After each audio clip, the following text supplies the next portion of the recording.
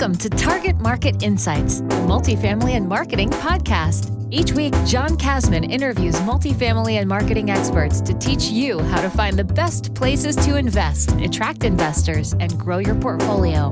You are listening to Target Market Insights with your host, John Kasman. Welcome to Target Market Insights. I'm your host, John Kasman, and I want to thank you for joining us for another great episode. Now, if you're enjoying the podcast, do me a favor, leave us a 5-star rating and review, and don't forget to hit the subscribe button so you don't miss an episode. Now, today, we're going to be talking to Michelle Weinstein. Michelle trains accountants all over the world how to use her unique and proven systems to sell more services, overcome objections, and live a life full of abundance. She is also the host of the Abundant Accountant podcast, where she helps these accounting professionals learn all the skills necessary to increase their revenue. She covers topics from networking, pricing, finding ideal clients, increasing cash flow, setting boundaries, and so much more. With that said, let's welcome to the show, Michelle Weinstein. Well, thank you so much for having me, and I'm very excited to be here. I have to hold my headphones, though, because my hat is too tall. But I thought it is almost Christmas, so might as well be in the festive mood, right? Well, so now I love the festive spirit. You can't see my whole hat, but everybody on Instagram can see the whole hat. It's like really, really tall. It has a couple ears, and it has a little white thing at the top. So that's one of the things to do, by the way, is to make yourself look a little weird so more people watch you, and it helps. Right? All you guys on Instagram are like, why is she wearing that hat? You got to stand out, right? It's festive season. You have You're to standing stand out. That's why I don't use my name. And I'm going to get married. So my last name's going to change one of these days. So I can't use my name. That's why I'm the pitch queen. Yeah. The pitch queen. Well, listen, we're excited to talk to the pitch queen today, and I'm really excited to really talk to you more about how you've been able to build your brand, but then also helping so many other people. I'm looking at you, it's funny because the hat, in the green screen, it's kind of conflicting with each other, so it's going in and out on the green screen. But I'm sure it's going to look good, and we'll make it work one way or the other. An elf hat would look really good at my view from my room when I was in Santorini, Greece. So that background is in Santorini. Yeah, I feel like I wish I could just teleport there real quick, but unfortunately that's like a 18-hour excursion in an airplane, and you're exhausted by the time you get there. Absolutely. Well, listen, I think we'd all rather be in Greece right now. It's beautiful, and we're starting to get some snowfall out this way. But where do you live? So I'm in Cincinnati, and I know you're out in San Diego, right? Yeah, Cincinnati's like super cold. I've been to Ohio one time, and I don't really plan on visiting again. I want to go to Charleston, and I want to go to Savannah for my U.S. destination. All right, there you go. South Carolina, some great markets over there to check out. So listen, I want to talk about really how you're helping people. But first, I really want to learn more about your backstory, right? We talked about the pitch queen. How did you go from what you were doing before to kind of evolving into the pitch queen? Well, what I was doing before, I did for almost a decade of my life, and I was helping people change their lives one meal at a time. And that business had an abrupt ending in March of 2017. And I did an inventory of, what are those things that you're really, really good at? And I said, you know what? I'm really good at the sales stuff. I love making pitches. I love negotiating deals. I love anything that relates to talking to people like you. So I said, how can I take this and help others? And if I just did sales, what would life be like? Because I'm sure, you have a podcast. I have 2 podcasts. And, I have electronic problems. I have internet problems. I said, what if I just did sales stuff, helped others with their sales, and then that's all I had to worry about. Everything else I hired out. So I have an amazing team. I have Ian, who helps me do the audio. I have Katie, who helps me do click funnels and all this other stuff that I don't want to learn. And in my last business, I found myself doing a whole bunch of different stuff. I was the payroll department. I was HR. I was the hiring department for a retail store. I was also the kitchen manager. and I was sales and I was head of investments and, raising money. And it was just like, if you do too much stuff, you're never going to be good at anything. And if I took one lesson learned from that whole experience, that's it. So that's when the Pitch Queen was born. I was sitting at my house with my really good friend, Sean Croxton, who's very good at branding. And I was like, I don't want to be known as Michelle. I'm going to get married and I'm going to have a different last name because I'm not a fan of my last name right now. So I need a new name. And we came up, well, no, he gets credit. So I give credit when it's due. Sean, you get credit. The Pitch Queen, he came up with it. And I was like, yeah, like, I like that.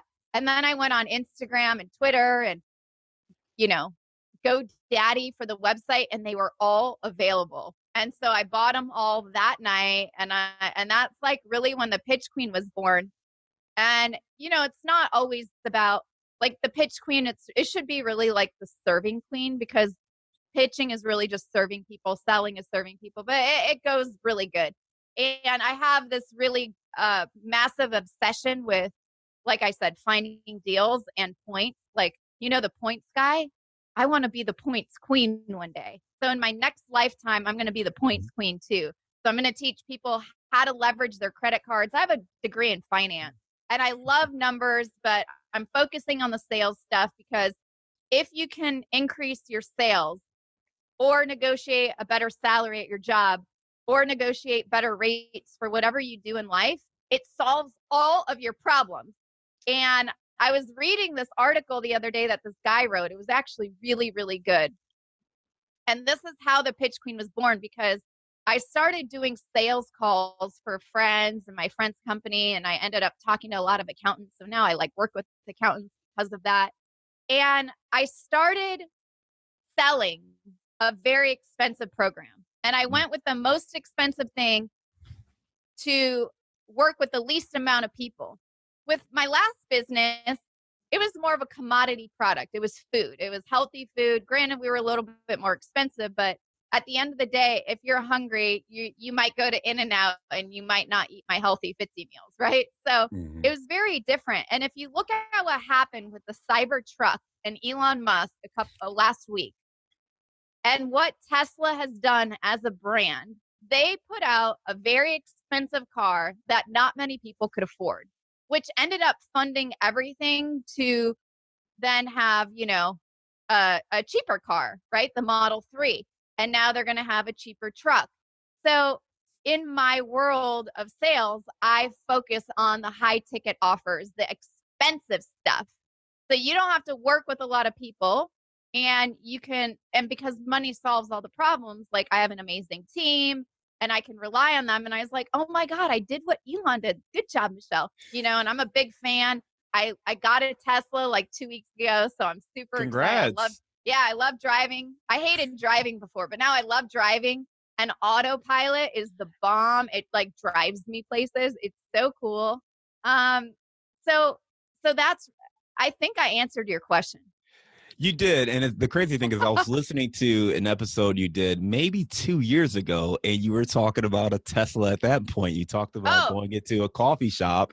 You saw a guy with a Tesla, and that was your way of engaging with them. Yeah. Yeah. I have this Tesla. I have a Tesla on my vision board. I've wanted a Tesla for almost 4 years. It's my dream car. And I'm going to put out a YouTube video about when I picked up the car and how when you have a Tesla, there's so many financial benefits too. Like I pay the same amount basically as what I paid on my BMW, and I get tax credits, and my insurance is 46% cheaper than on Geico.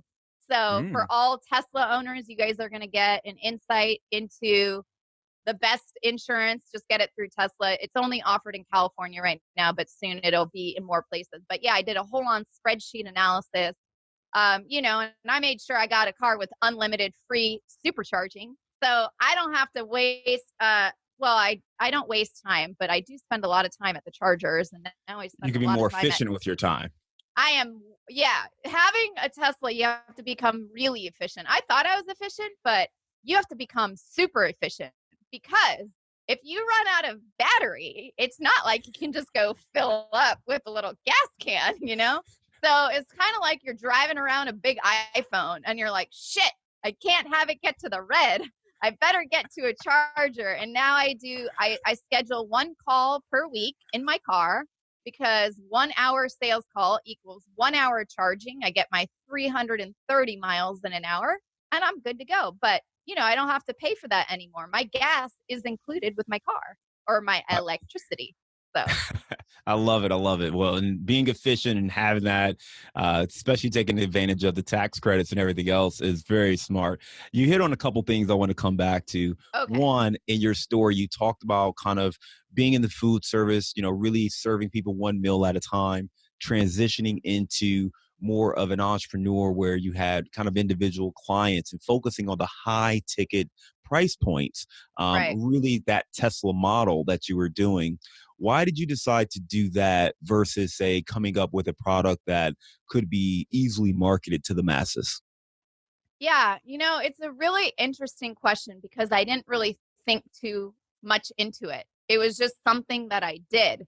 But now analyzing it and reading, I can't remember. It was this guy, Steven, he posted on Facebook and I put it in my graduate group called Sales Masters for all my graduates in my class.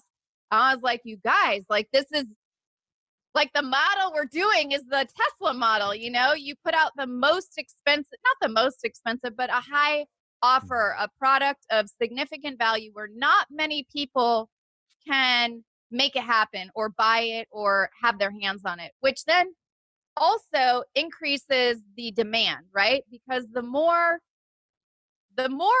it's accessible to people, the less of a demand or need there is, right? Mm-hmm. And I'm taking a class right now. It's called Influence Ecology. And it's very interesting because I'm learning there why I signed up for it is that if you want to get paid a lot of money, then become an expert in your specific area. It's very similar to like a dentist, right? You go to the dentist, they have a shit ton of clients. They're never available for teeth cleaning. But however, if you need a root canal and you call the oral surgeon, they'll find room for you because they're so expensive, right? And not many dentists go get all the extra schooling to become an oral surgeon. Well, for me, I'm like, how do I get better at the craft of the art of enrollment and selling to help others? Because the more specialized I get, the more I can charge and the less people I have to work with. Now, I help a lot of people, but I give away that for free on my podcast, right? I have the Abundant Accountant podcast. I have Success Unfiltered. So I don't need to make 47 a month on them. Like it's not even worth my time to figure that out with Stripe and ClickFunnels. Like that sounds more of a headache. It's like, here you go. Have a nice day. Let me focus on the small percentage of people that I know I can truly help and that are highly committed, and I can use my specialized knowledge to help them grow. And I have like a 99% success ratio by doing this model. And That's amazing. yeah, like my friend Sean, okay, for example, we're really good friends. I spoke at his mastermind group, and I'm not going to mention the name, but a lot of the people there bought an online course. I think it was like $1,000 or $2,000. And he asked a question to 100 people and said, how many of you finished the course you bought?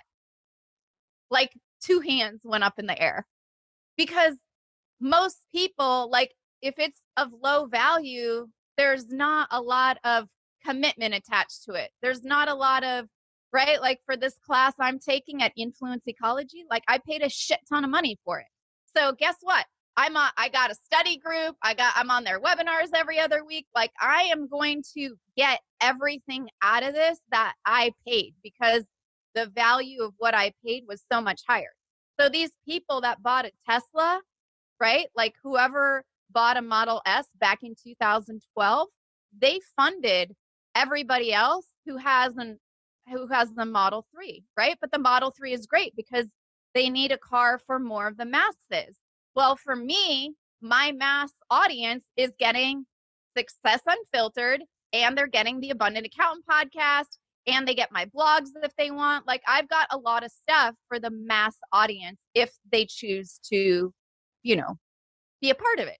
However, at every step of the way, we're helping somebody. And that's what I think the most important thing is. So yeah, I mean, it's a great model. It's one of the things that with my last business I couldn't do because we were, making a product. But look at like the bike, the Peloton, I think is how you say Peloton, it. yeah. Yeah, like I mean, they don't need to sell a ton of bikes. They're probably better off selling direct to consumer, getting them in people's houses than they are than, reducing the price and selling them into gyms at Well, I think to your 80% point, off. what really works with both Tesla and Peloton, and even what you're doing with your graduate groups and the students that you have, your clients, you're building communities, right? That's the one thing that all three of those platforms have together is they're building Oh yeah. evangelists and communities so that yes, it's a higher ticket price, but these people, they're passionate because they paid a higher Right. ticket price. They're engaged deeply in Oh the yeah. work that they're doing, and they love the products, they love the services, they love the growth and what they get out of it. So when they go out and talk to other people, they're excited and they're going to help you sell because they are so excited about it versus to your Yeah. point, that lower ticket price item that someone didn't pay that much for. Even if they really like it, they're not going to go rave to everyone else about this great, mediocrely priced product that they got or Yeah. service that they got. So really building that community is such a strong aspect of it. Yeah, I think building community, but I mean, I think the lower price model has worked for a lot of people, but they started with really, really large audiences that were pretty broad, right? Mhm. However, I like to focus on results. And like in Sean's case, if I were the person's program and I had two people raise their hand in front of me saying only two people completed my program, I would be irate. So I also am like sort of a drill sergeant Nazi when it comes to that stuff.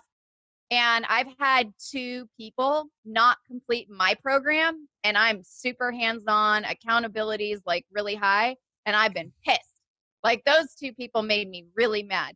So I don't think I'm also really built for the lower value model because if I knew that they bought something and didn't use it, I would not be very happy. So I think it also goes based on like your personality and how you started. Because I have a couple of acquaintances, for example, they have really, really, really big podcast audiences, and then they created their offer, right? And if you've got a really big range, again, on a higher ticket offer of five to ten, $25,000, you don't need as many people. Great. But I know a lot of people want to help more people. However, if someone spends 2 grand and then they don't even do the class, then you're not helping them. So just because someone buys doesn't mean you're actually helping them. It's a great point, especially when you think about pricing it, right? Because I think everyone, if you're Right? listening to this, part of it is like everyone has value. Everyone is an expert at Right. something. You know more than other people or more than most people about a specific topic. And figuring out how do you monetize that is a Mhm. great way to create freedom for yourself, flexibility for your lifestyle. But you have to Yep. focus on not just helping people, but pricing it in a way that allows you to do that because we focus on real estate investing, and for us Right. minimum investment for most of our deals is $50,000. So most of our listeners really aren't in a position to even invest passively with us, but they get a lot of value. And to your point, we do a Right. lot of free content. You have the podcast, we have meetup groups, we have other things like that Mhm. that exist. But for folks who are in a position and are ready to move to that next level, you try to have products and services available or opportunities to engage at that higher level. When you Yeah. kind of made that transition, you launched the Pitch Queen, you said you got the URL, you went through everything, you got on Instagram. I first discovered you through Instagram, and I came across some of your posts. And I Oh, was really? yeah, I found you and knew was very engaging. I love the quick content you gave. I think there was a piece where there were like Oh. 5 tips, and I think you gave the first 3 tips, and Oh, asked people to go to the website or whatever to the check out the other ones. YouTube, But my yeah, the YouTube YouTube channel, videos. the YouTube Yeah, videos, but I give really one or great content. two. Yeah.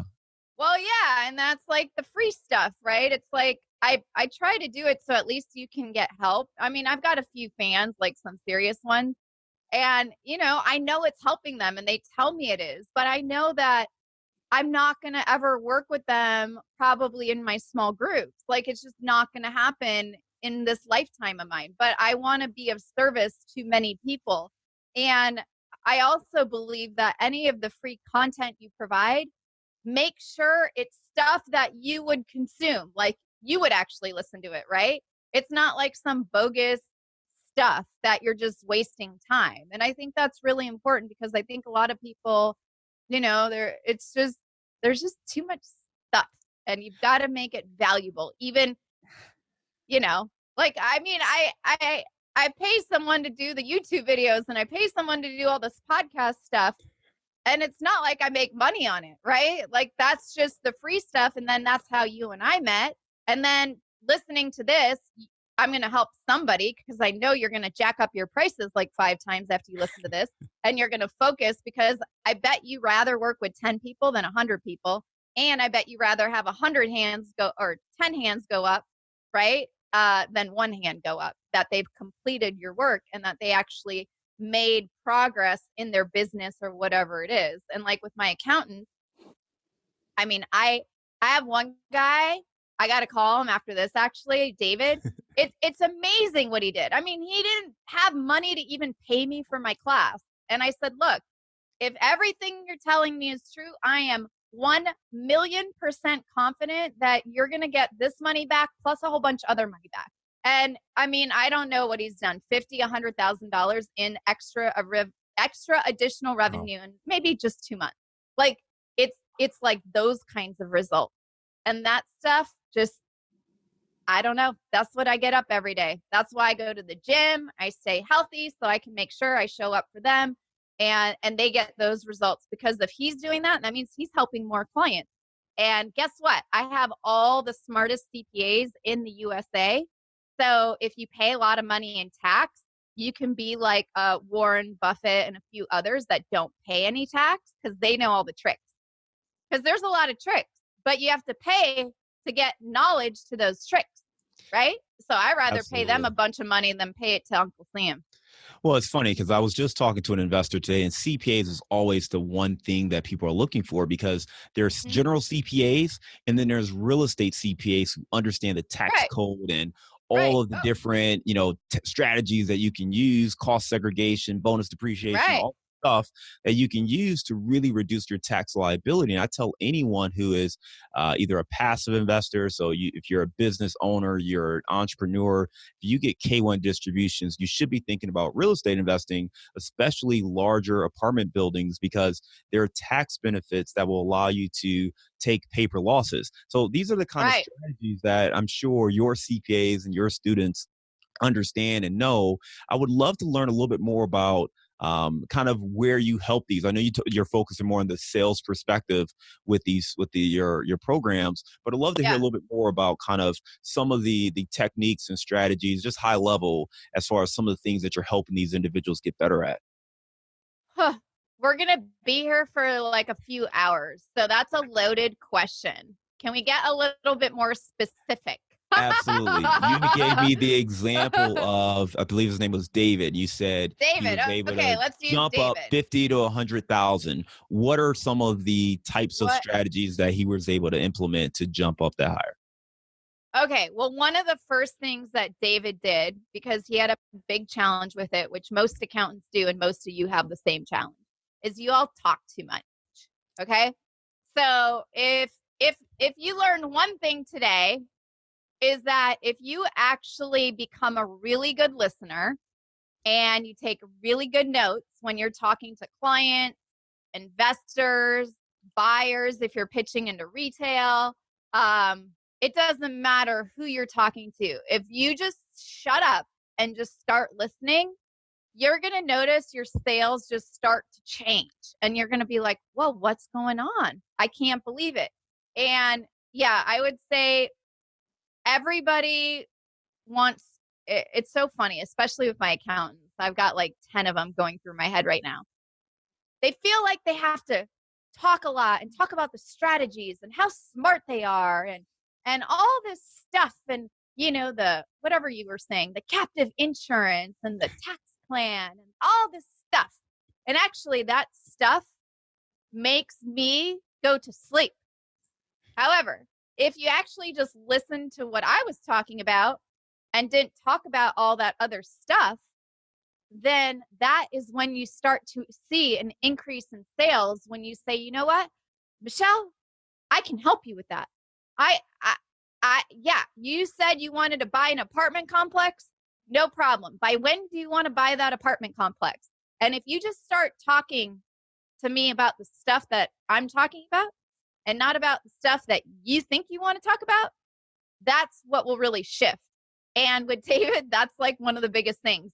And another woman comes up to mind, and Tracy, if you're watching this, I totally apologize, but Tracy, like, she thinks about the tax strategies, and you know what? You got to do this in the next 22 days because it's almost 2020. And if you don't do it by this day, then, you're not going to get that benefit. And it's like, well, I don't care about that benefit. That's stuff. If you talk to me about the boat that I wanted to buy, and that if I do this by December 15th, I'm going to get that boat for free. Now it's like a dog and you said treat and the ears start to perk, right? Like my hat, like my elf hat. Like when you get people's ears to perk, that's when people buy. However, a lot of you want to talk about your specific expertise, your knowledge, your techie terms. I tell the accountants, like, if you just stop talking about the techie terms, you're going to have so much more sales. Like, I don't care about tax plan. I don't care about captive insurance. I don't care about da. That's all stuff. But if you talk about the things that I want to talk about, which is buying the apartment complex or buying my boat, or if you talked to me last year and said I got a Tesla for free, now you got my attention. If you were trying to sell me a tax plan and it was like 20 grand, but you're like, Michelle, you'll get your Tesla for free. You're going to have that dream car you've always wanted. You know what would that be like? And you just sat there and listened to me and let me talk about this Tesla and how I wanted a black one and how I don't want wood inside and I needed the long range and I wanted all the bells and whistles. And by the way, I wanted the 21-inch rims, but that's pretty rare. And I wanted the car delivered in San Diego. I didn't want to go pick it up. And I want, like, if you just sat there and just let someone like me talk about the thing that I wanted, which had nothing to do with probably what you were selling, but what you were offering or selling actually was the vehicle that made me get vehicle. That's a bad word to use with a Tesla model car. But that was the thing that got me to what I wanted. Now you're going to increase your sales. And that's what David did. That's what Tracy's starting to do, right? Because it takes time. It's like, well, I got a CPA. I got my MBA. I got a master's in tax. I got this. I got that. I'm like, great. That means you can actually do the work, but that's not going to sell you anything, right? So if you just shut up and just start listening to people that want to talk about the shit that they want, like a Tesla, yeah. You had me at talking about and envisioning what I wanted, or going to Santorini, just start talking about that. But again, you don't talk, you just listen. You let them talk the whole time. So 80-20 rule, there's a book called the 80-20 principle. And if you read that book and apply it to everything, like your business revenue, right? Like 80% of your revenue comes from the top 20% of your clients. I bet you anything. Go look. It didn't matter what business I had. It still is true to today. And same goes for how much you talk. If you actually start listening 80% of the time and just talk 20%, your sales will go from like 0 to 100 real quick. Love it. Great tips there, especially understanding what the other person is looking for, focusing on how to solve it for them and really not be getting caught up in our jargon, our industry jargon. Yeah, just listen to your them industry and figure out what they're looking puts for. someone to sleep. It's Yeah, like melodies for a baby. Yeah, Michelle, we're going to jump into our bullseye round. This is just a short series of quick hitting questions. All right. Okay. What is the book you've recommended or gifted the most in the last year? I'm reading one called Influence right now. I also have a work husband. His name is Ross Jeffries, called Jeffries. And he wrote a book called Subtle Words That Sell. I've gifted a few of those. You can get it on Amazon. But if you have a business, you want to start a business or whatever, this is really good stuff. It's very techy when it comes to the sales stuff, a little too techy for me. I'm better in like a classroom, like webinar setting, which is why I signed up for a different class, because I'm not a really good book person. When I read books that goes in one ear, out the other, I need like actual implementation. But his book is really good. Subtle Words That Sell by Paul Jeffries. Give me a digital or mobile resource you recommend for your business. I wish I just did what I was really good at, like what I'm doing now.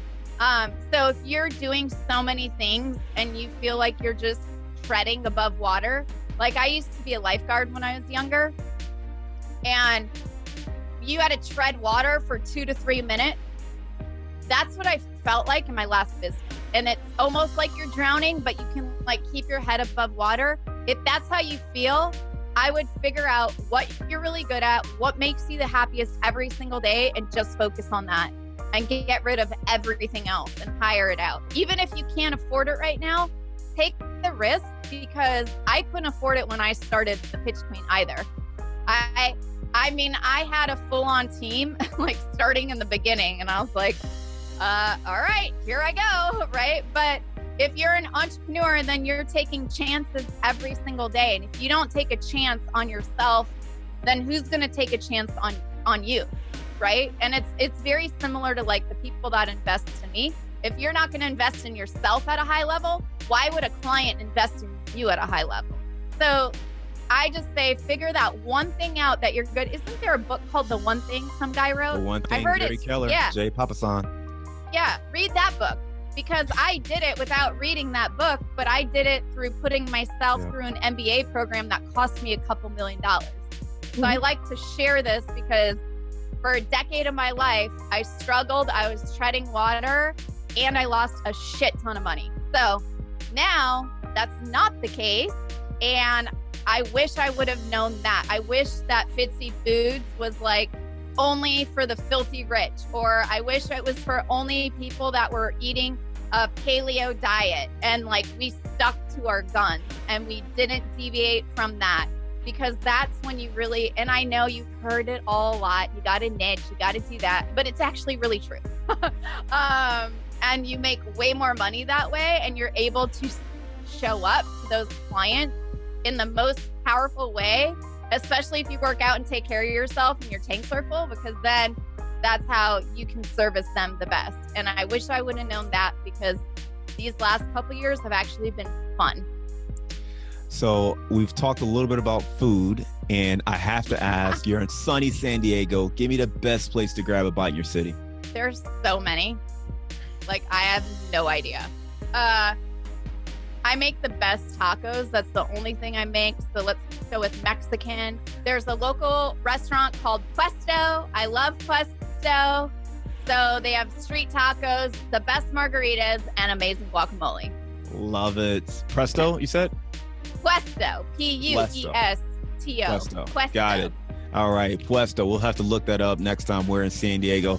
Michelle, this has been a lot of fun talking to you. For our listeners who want to learn more, check out your podcast. Where can they get in touch with you?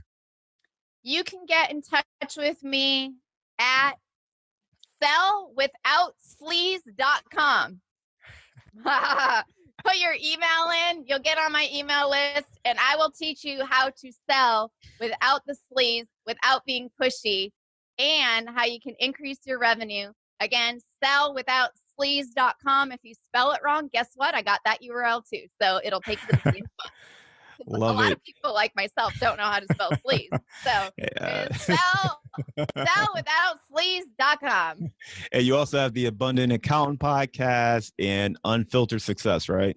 Or no, Success Unfiltered. Success Unfiltered. Excellent. Yeah. Excellent. And if Michelle, if you listen to a podcast, I am inviting you to leave a written 5-star review.